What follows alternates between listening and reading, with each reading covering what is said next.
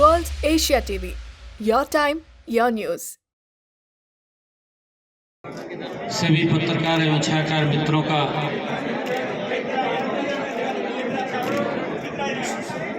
मैं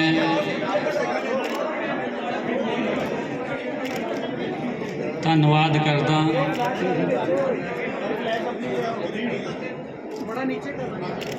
आज दोपहर से लेकर के कई कार्यक्रमों में रहने का मौका मिला है। अभी कुछ कार्यक्रम और भी हैं। लुधियाना वेस्ट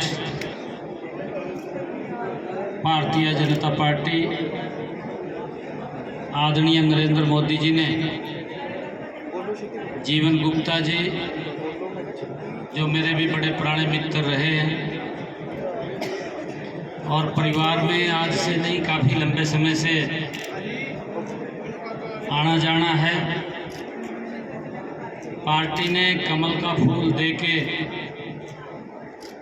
इस उपचुनाव विच लुधियाना वेस्ट कंस्टिट्यूएंसी ते जिन्हां दा चुनाव चिन्ह वो 2 नंबर ते जीवन गुप्ता जी को लुधियाना वेस्ट की सरदारी का आशीर्वाद लेने के लिए भेजा है। और आज मैं जब लोगों के बीच में आया हूँ और लोगों का जो उत्साह जो जोश इस चुनाव बीच देखने के लिए मिल रहा है, मैंने यह महसूस किया है कि लोग इस बात को लेकर के सोच रहे हैं कि ये उपचुनाव जो चल रहा है ये 2027 के चुनाव की मजबूत नींव है। क्योंकि यहाँ पर चाहे कांग्रेस की सरकार रही हो और चाहे पिछले 4 वर्षों से लगातार आम आदमी की सरकार के ऊपर विश्वास किया हो,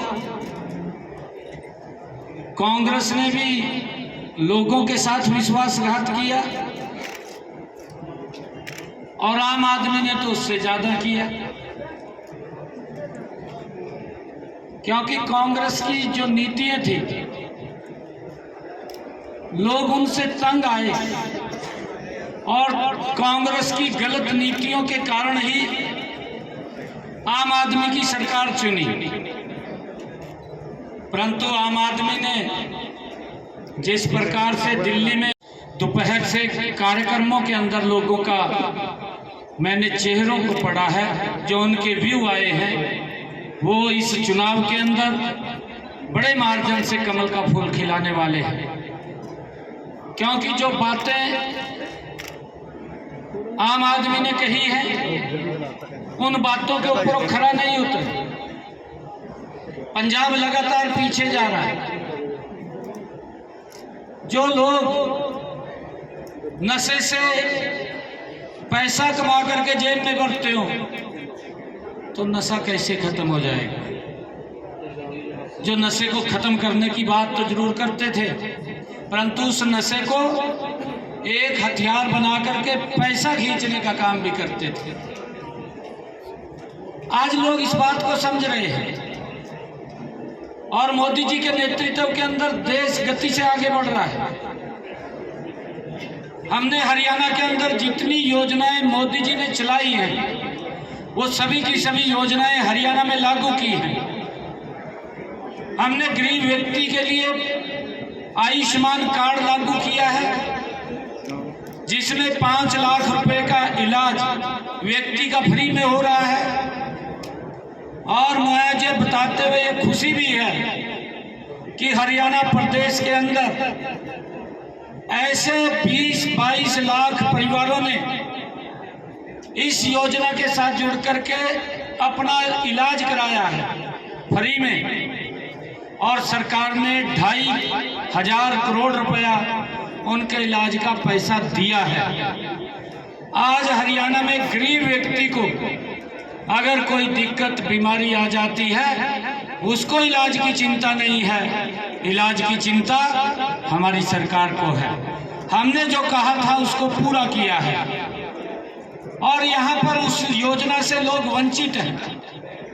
केंद्र जो योजनाएं भेज रहा है उनको भी लागू करने में ये सरकार नाकाम रही है। मैंने कहा है कि ये सरकार कांग्रेस के रास्ते पर चलते हुए उससे 2 कदम तेज गति से चल रही है। जो रास्ता भ्रष्टाचार का कांग्रेस ने लिया था, आम आदमी सरकार भी गति से उसी रास्ते के ऊपर कांग्रेस वाले पे 2 कदम गति से ज्यादा चल रही है और उसका परिणाम है कि अपने उस भ्रष्टाचार को छुपाने के लिए समय समय पर जब वो कोई जवाब आप जैसे जागरूक पत्रकार पूछते हैं कि आपका ये विधायक, आपका ये मंत्री ये भ्रष्टाचार में फंस गया है, तो फिर उसके ऊपर FIR दर्ज करने का भी काम यही सरकार करते हैं। और अपनी नाकामियों को छिपाने के लिए कि लोगों के अंदर इस प्रकार का वातावरण खड़ा किया जाए कि सरकार ट्रांसपेरेंसी से काम कर रही है, परंतु जितना भ्रष्टाचार इस सरकार के अंदर चल रहा है उससे पंजाब का हर नागरिक आज वाकिफ हो गया है। और आने वाले समय के अंदर यहाँ से आम आदमी की सरकार को भी बाहर भेजने का काम यहाँ के लोग करेंगे।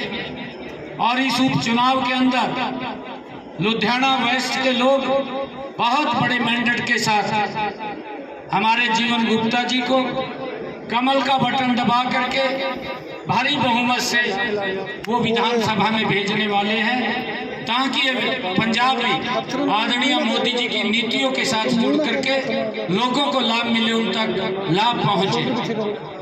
हमने हरियाणा के अंदर आदरणीय प्रधानमंत्री जी ने जो प्रधानमंत्री उज्ज्वला योजना चलाई है, उस उज्ज्वला योजना के तहत भी 13 लाख बहनों के घर में फ्री में कनेक्शन दिया है। 15 लाख बहनों के घर में गैस का सिलेंडर, और यहाँ पर उन योजनाओं से वंचित है। कांग्रेस के समय में गैस का सिलेंडर मिलता नहीं था, 3-3 दिन लगते थे। उस लाइन को खत्म किया, उससे ज्यादा लठ मरवाए ये मालूम है, परंतु उनके सुधार के लिए ना तो कांग्रेस ने काम किया, और जब सुधार की बात करी गई कि आप इनके MSP दे दीजिए तो लठ मरवाए दिए। हमारे हरियाणा के अंदर हमने किसान की 100% फसल MSP पर खरीदने का काम हमारी सरकार कर रही है। हम किसान को सशक्त और मजबूत करने का काम हमारी सरकार कर रही है, परंतु ये लोग ये भ्रष्टाचार के अंदर गलतान है। इनको किसी की सुविधा की चिंता नहीं है, इनको तो अपनी सुविधा की चिंता है। अभी मैं लुधियाना वेस्ट के इंडस्ट्रियलिस्ट के लोगों के बीच से आया हूं, जिन्होंने इस बात को लेकर के आश्वस्त किया है कि यहां से 19 तारीख को भारी मात्रा में कमल के फूल के ऊपर वोट डलेगा, और जब रिजल्ट आएगा तो जीवन गुप्ता को हम विधानसभा में भेजेंगे। ये हमारे इंडस्ट्रियल एसोसिएशन के लोगों ने इस बात को कहा है, और मैं कुछ और कार्यक्रमों में भी गया था। इस प्रकार की भी चर्चा यहाँ करते हैं कि काम तो कुछ किया नहीं, लोगों के ऊपर नाजायज दबाव डाल करके वोट ले लेंगे, परंतु इस रास्ते पे चली थी कि लोगों के ऊपर नाजायज दबाव डालकर पूछ लो। जो BBMP ਦਾ ਵਿਵਾਦ ਪੰਜਾਬ ਸਰਕਾਰ ਤੇ ਹਰਿਆਣਾ ਸਰਕਾਰ ਦੇ ਦਰਮਿਆਨ ਹੋਇਆ ਸੀ, ਹਰਿਆਣਾ ਸਰਕਾਰ ਦਾ ਉਸ ਉੱਪਰ ਕੀ ਸਟੈਂਡ ਹੈ और किस तरह इस विवाद ਨੂੰ खत्म ਕੀਤਾ जाएगा? देखिए, क्योंकि ये लोकसभा के अंदर ये बिल भी इसके ऊपर चर्चा हुई थी, तभी ये BBMP को एक स्टैट्यूटरी बॉडी है यहाँ बनाया गया है, वो स्वतंत्र बॉडी है। पंजाब ये गुरुओं की धरती है। मैं प्रणाम करता हूँ, नतमस्तक होता हूँ मैं इस पवित्र भूमि पर, जिस भूमि से गुरुओं ने अपनी धर्म और कौम की रक्षा के लिए बड़ी कुर्बानियाँ दी हैं। ये कुर्बानियाँ दुनिया में किसी ने नहीं दी, ना कहीं देखने को मिलती है जितनी बड़ी कुर्बानियाँ हमारे गुरुओं ने दी हैं। और हमारे गुरुओं ने शिक्षा भी दी है कि कोई आदमी प्यासा ना रहे। ये हमारे गुरुओं की शिक्षा दी हुई है। परंतु किस प्रकार की सरकार है, मैं हैरान हूँ इस बात से। मैंने कहा भी है कि हमें तो गुरुओं से प्रेरणा मिलती है, हमें शिक्षा मिलती है। हरियाणा कोई अलग नहीं है, हरियाणा पंजाब एक ही है। हमारा भाई है पंजाब, बड़ा भाई है पंजाब। मैं जब विधानसभा के अंदर गया था तब भी मुझे पत्रकारों ने क्वेश्चन पूछा था। मैंने तब भी ये बात कही थी कि आज भी हम एक घर में रहते हैं, आज भी हम अलग नहीं है। आज हमारा हाई कोर्ट एक है, आज हमारी विधानसभा एक है, एक ही छत के नीचे हम रहते हैं, फिर अलग कहाँ है? किस बात की है ये राजनीति? स्वार्थ सिद्धि के लिए ये किस प्रकार से लोगों को गुमराह करते हैं। और लोगों ने इस बात का, पंजाब की सरकार का विरोध किया है कि पीने के पानी को लेकर के हमारे गुरुओं की तो परंपरा रही है कि प्यासे को पानी पिलाइए, पर ये किस प्रकार से उसके गुरुओं के रास्ते से विपरीत जा करके ये लोगों को गुमराह करने का काम कर रहे हैं। पंजाब के लोग देख रहे हैं और उन्होंने चताया भी है, इनको चताया भी है। और मैं आपको बताना चाहता हूं कि 19 तारीख को वोटिंग है, जब रिजल्ट आएगा उसका रिजल्ट इनके सामने आ जाएगा। ये आम आदमी या कांग्रेस का खाता नहीं खुल रहा है, दोनों ने भ्रष्टाचार किया है, दोनों ने मिलकर के पंजाब का बदतर स्थिति पैदा की है। हमारा लुधियाना, आज से अगर हम 30 साल पहले का लुधियाना देखें तो ये बढ़ता हुआ लुधियाना था। इंडस्ट्री के अंदर नंबर 1 के ऊपर नाम लिया जाता था लुधियाना का। आज क्या स्थिति है? ये कांग्रेस की गलत नीति है। फिर आम आदमी ने तो उसका जमीन बट्ठा गोड़ कर दिया। ये तो सोचा भी नहीं क्या होगा क्या नहीं होगा। ये तो लग रहा है एक व्यक्ति दिल्ली में तो उसकी दाढ़ गड़ी नहीं, दिल्ली वाला ने तो बाहर कर दिया। ईबाई का यहाँ कमरा लेकर बैठाई दिया उसने, पीछे तो वो चला गया सारा। ये विष्णु तो पता नहीं बेचारे लोग, ये तो शाम के टाइम थोड़ा मस्त हो जा।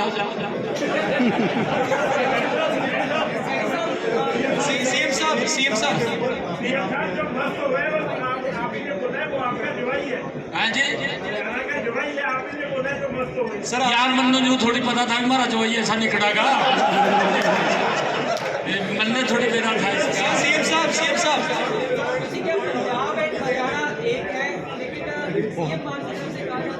पंजाब में पानी कम है तो हरियाणा हमसे पानी ले लेते हैं, लेकिन जब मॉनसून के टाइम पंजाब टूटा होता है, पानी सस्ता होता है तो हरियाणा। ऐसा नहीं है, ऐसा नहीं है। मैंने ये भी कहा, मेरी स्टेटमेंट देख लेना आप। मैंने पत्रकारों के बीच में ये बात कही है क्योंकि इन्होंने इस बात को लेकर के गुमराह किया कि हमारे पास पानी नहीं है। ये पीने की पानी की बात है, सिंचाई की बात नहीं है, पीने के पानी की बात है। इसने कहा कि हमारे पास पानी नहीं है। मैंने कहा कि अगर पंजाब का मेरा कोई भाई एक व्यक्ति भी प्यासा रहेगा तो मैं हरियाणा से जमीन के नीचे से पानी निकाल करके वहां पानी पहुंचा दूंगा। मैंने ये बात कही है। एक भी व्यक्ति को पंजाब के हम प्यासा नहीं रहने देंगे, परंतु ये राजनीति बंद करें, इसके ऊपर राजनीति नहीं कर। सीएम साहब तो आपको सीएम साहब आपको विलन डिक्लेयर कर रही है आम आदमी पार्टी के, हरियाणा के विलन हो आप पानी के मुद्दे पे। वो नैरेटिव कैसे तोड़ोगे? आम आदमी पार्टी के उस लीडर से हम बात करें। नहीं, मैंने कहा है सर, वो कह रहे हैं कि आपके आने से बीजेपी को लॉस हो रहा है इस चीज का। देखिए, अब ये जितना झूठ इन्होंने बोला है, ये तो मंच के ऊपर ये खड़े होकर के बोलते थे कि मैं कट्टर ईमानदार हूं, मेरी पार्टी कट्टर ईमानदार है। और मैं आपको एक और बात बता देना चाहता हूं, कांग्रेस और आम आदमी कमरे में बैठ करके एक ही थाली में भोजन करते हैं। इसका उदाहरण है, ये एक दूसरे को गाली देते थे, एक दूसरे को गाली दे करके एक दूसरे से समझौता कर लिया। मेरे हरियाणा में कर लिया, जहां से मैं सांसद था वहीं पर खड़ा कर दिया एक व्यक्ति, कांग्रेस ने और आम आदमी ने मिलकर के। परंतु उसको अपने मुंह की खानी पड़ी, उसको वहीं दिल्ली भेजना पड़ा, वहां के कुरुक्षेत्र के लोगों ने। अब इनका पर्दाफाश हो चुका है, अब इनका झूठ नहीं चलेगा। अब मैं आपको एक और बात बता रहा हूँ, मैं अभी जा रहा था रास्ते में, इबोर्ड तो कुछ मिला नहीं है, इन्होंने खड़े कर दिए 2-4 लोग वहाँ, वो काले वो लेकर के झंडे, हाथ में काले झंडे लेकर, जो आपने कही है बात, परंतु उससे कोई फर्क पड़ने वाला नहीं है। हरियाणा के अंदर भी कांग्रेस ने और आम आदमी ने, इनको मालूम है, मिलकर के जब मैं चुनाव लड़ रहा था खूब काले झंडे दिखाए, परंतु सुपड़ा साफ करके घेर दिया। तीसरी बार भारतीय जनता पार्टी की सरकार बड़े मैंडेट के साथ बनी है। लोग चाहते हैं, लोगों की सोच है कि मोदी जी जिस गति से देश को आगे बढ़ा रहे हैं, पंजाब भी पीछे ना रहे, पंजाब भी गति से आगे बढ़े। इनको जवाब देने का काम अभी यहाँ के लोग करेंगे। एक मैंने बता दिया है, बता दिया, ये बता दिया। नीरज जी, मैं आपको फिर कह रहा हूँ, नीरज जी, एक मिनट, हमारे पंजाब के अंदर भी और हरियाणा के अंदर भी इतना पानी होगा कि यहाँ पर किसी व्यक्ति को आवश्यकता नहीं पड़ेगी। मैं इन लोगों को कह रहा हूँ कि इस घटिया राजनीति को छोड़िए, आम आदमी के नेताओं को भी, कांग्रेस के नेताओं को भी मैं ये बात कह रहा हूँ कि पानी की राजनीति छोड़िए। पानी बहुत है, पानी की कमी नहीं, बरसातों के अंदर हम उसको वेस्टेज बाहर छोड़ते हैं, पानी की कहीं कोई कमी नहीं है।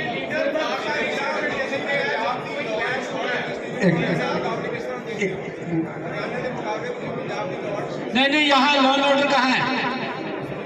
लॉ एंड ऑर्डर कहाँ है यहाँ पर? नहीं, यहाँ कहाँ है?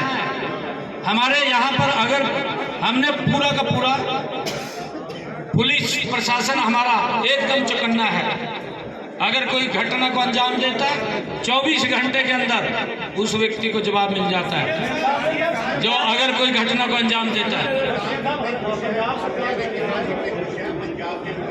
हाँ जी, एक देखिए, आप जागरूक पत्रकार हैं, मैं आप लोगों से एक बात कहना चाहता हूं कि आप हमारे हरियाणा में आकर के पूछ लीजिए, हमारे हरियाणा की 100% किसान की जो फसल है वो MSP के ऊपर हम खरीद रहे हैं।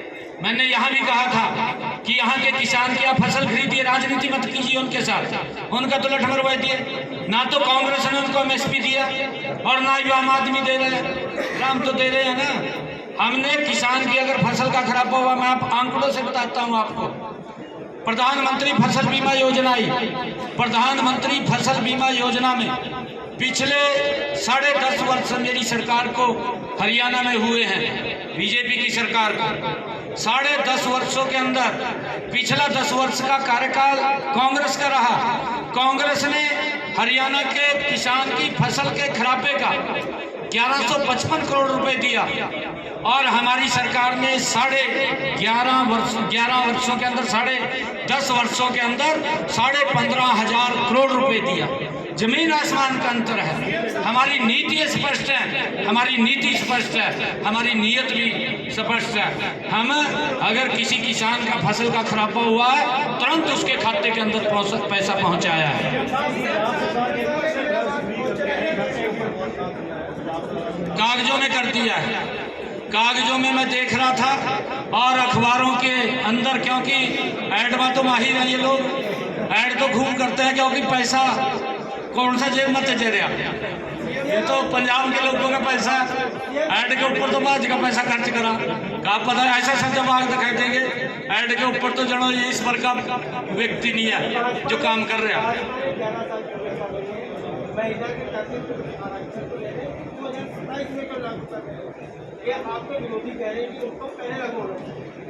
हाँ नहीं, देखिए परिसीमन अभी 1 जुलाई से चालू हो जाएगा।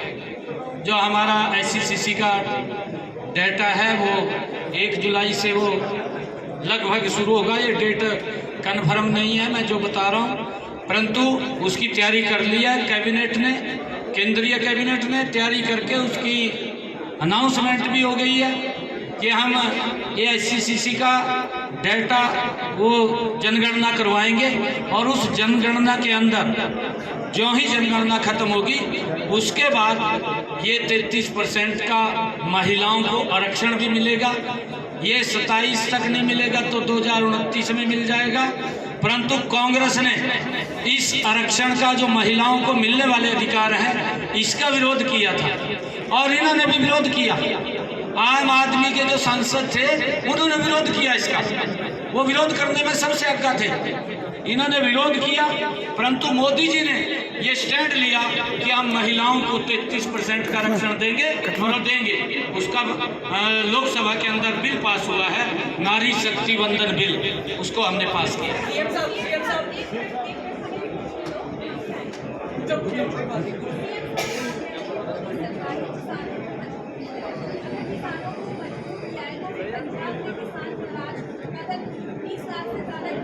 लोकल सरकार के कारण नाराज होते हैं, लोकल सरकार। एक मिनट।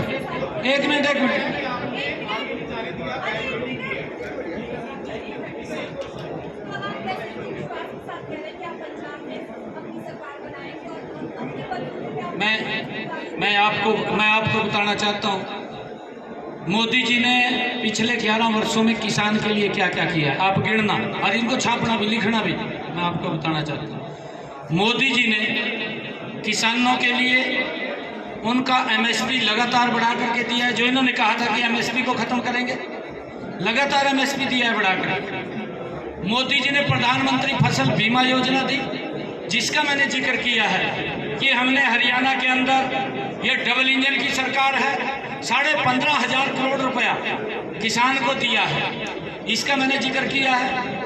आदरणीय मोदी जी ने प्रधानमंत्री कृषि सिंचाई योजना वो लागू की है, जिसके ऊपर किसानों को 90% की सब्सिडी उसमें दी जा रही है। मोदी जी ने इन्हीं 11 वर्षों में किया है, ताकि किसान का पानी वेस्टेज ना जाए, वो पाइप दबा करके अपने प्रति एकड़ के अंदर वो पानी पहुंचा सके। ये मोदी जी ने सब्सिडी दे करके काम किया है।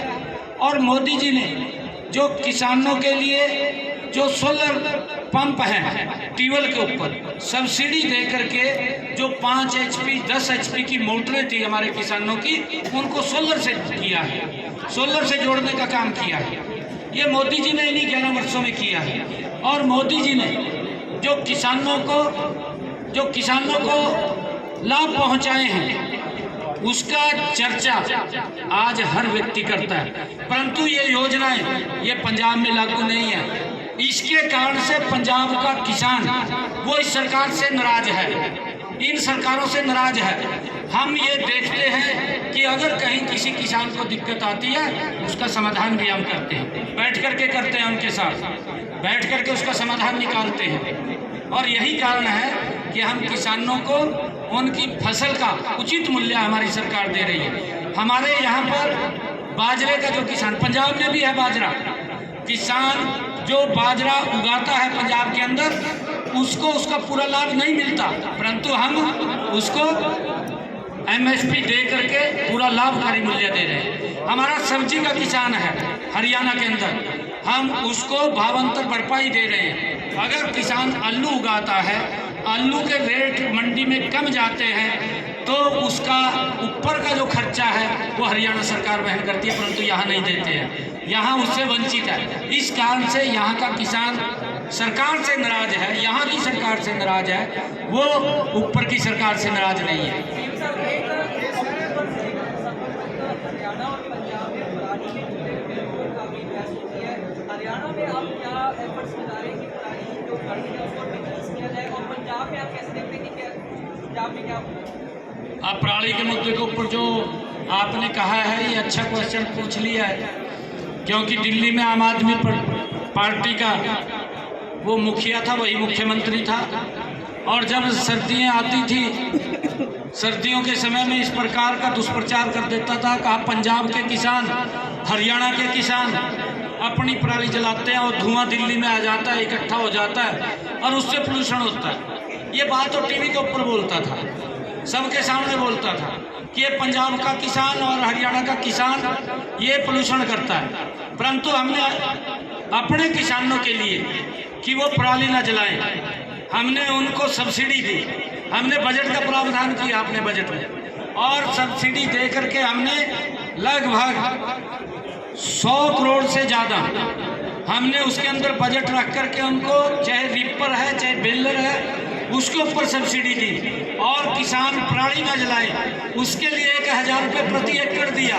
अभी मैंने घोषणा की कि इसके 1000 से बढ़ा करके 1500 रुपये देंगे, हम 1500 रुपये दे रहे। हमारे किसान ने पराली नहीं जलाई, हमने उसके निस्तारण के लिए बिजली संयंत्र लगाए जिसके अंदर वो पराली पत्ती या फन्ने गेहूं के इकट्ठे करके उसमें ले जा सके, वो लगाए। और उसके कारण से हमारे किसान ने उसमें आग नहीं लगाया, क्योंकि उसका इनकम का वहाँ भी साधन है, और हम 1000 रुपये हम भी दे रहे थे।